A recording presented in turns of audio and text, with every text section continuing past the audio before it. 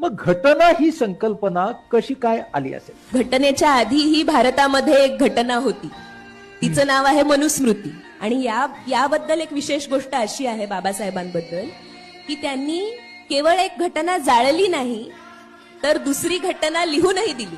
म्हणजे केवळ एका गोष्टीचा नकार करून ते थांबले नाहीत, तर त्याला पर्याय काय असला पाहिजे तो सुद्धा आपल्याला त्यांनी भारतीय संविधानाच्या माध्यमातून दाखवून दिला.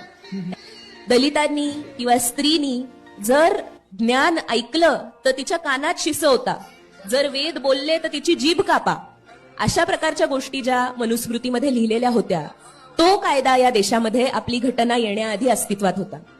आणि त्यामुळे आपल्या संविधानाचे शिल्पकार डॉक्टर बाबासाहेब आंबेडकर यांनी मनुस्मृतीचं दहन केलं, मनुस्मृती जाळली. त्यामुळे 1950 नंतर आपल्या देशामध्ये जी घटना आली ती ह्या समाजातल्या